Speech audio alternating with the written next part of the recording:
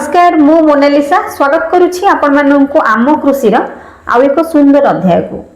खरा दिने साधारणतः बाईगणर चाहिदा टिके अधिक थाए, बाईगणर मार्केट रेट मध्य अधिक थाए। तेबे आज आम आलोचना करिबा खराटिया बाईगण चाष किपरि करिबा एवं किछि टॉप खराटिया बाईगण बिहन विषय आज आम आलोचना करिबा। तेबे चलंतु देर न करी आम कथा हबा जो मानक पाखरे आम कृषि एही वीडियोटी प्रथम थर पहुंची दयाकोरी आम कृषि यूट्यूब चैनल को सब्सक्राइब करंतु एवं बेल आइकन प्रेस करंतु जहा द्वारा आम कृषि जो प्रथम वीडियोटी आगे अपलोड करा जिवो ताहार नोटिफिकेशन आपण पाखक प्रथमे जीवो जदि आपण आम कृषि यूट्यूब चैनल को सब्सक्राइब करूछंती।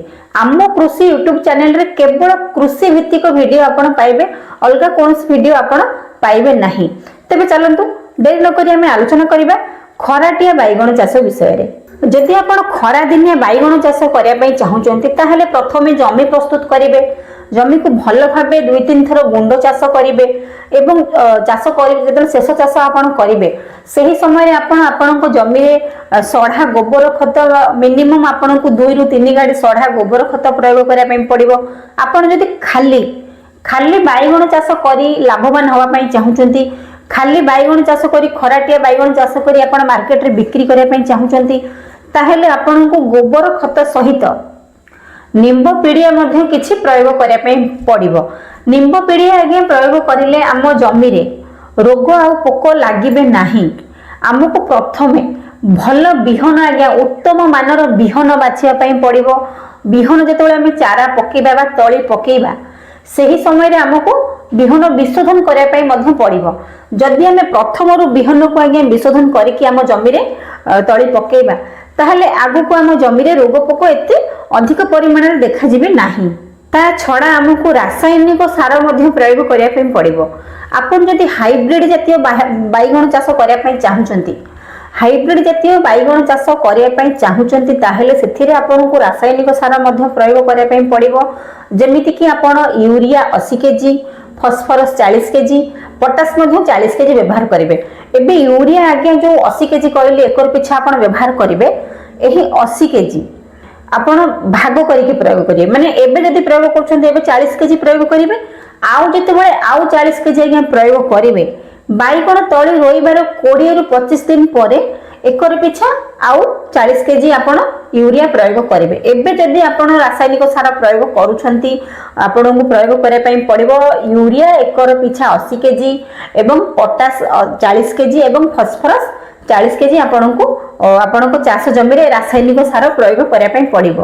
बाईगण तळी आगे पकेबार 20 ରୁ 25 दिन जेतेबेले हेइ जिवो आपण तो मुख्य जमी रे नै कि आपण को चारा रोपण करिवे। ठीक से जेतेबेले कोड़ा खोसा आगे करिवे, कोड़ा खोसा कला बेले आपण जो कांको बा गईंती सहाय्य कोड़ा खोसा करूछंती सेही गईंती बा कांको को आपण को 15 मिनिट ब्लीचिंग पाउडर पानी रे बुड़े रखिया पई पड़िबो।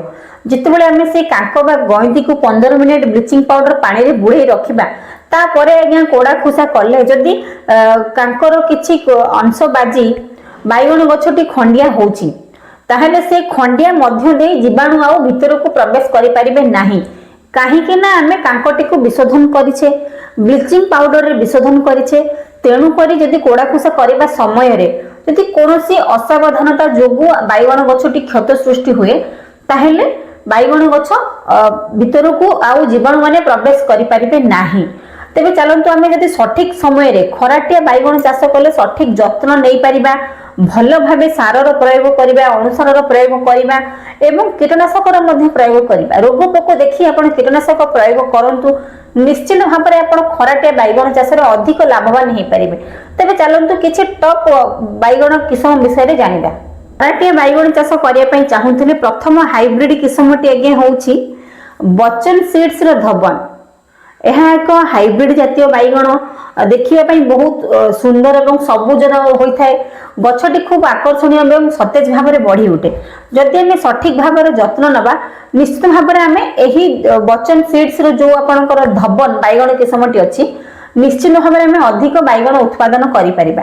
द्वितीय हाइब्रिड किस्मटी आगे होउछि आपनकर जेके सीड्स रो 8035 जेके 8035 ଏହା ମଧ୍ୟ खूब सुंदर बैगण आज्ञा देखिबा पई खूब आकर्षणीय चाषी माने बहुत अधिक परिमाण रे एही जेके सीड्स रो बैगण किस्म को आज्ञा से मानको चाष जमी रे लगै थांती जदि हमें सठिक समय रे रोग पोकर परिचालना करिबा घासर परिचालना करिबा ताहले निश्चित भाव रे हमें खराटिया बैगण चाष रे अधिक लाभवान हे परिबा।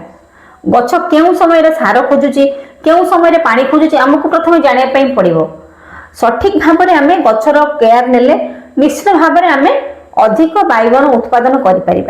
खराटिया बैगण चाष उपरे एही छोट भिडियोटी निश्चित भाव में आपण मानक भल लगी जदि भल लगी छोट लाइक करेंगे आम कृषि यूट्यूब चैनल को सब्सक्राइब करेंगे।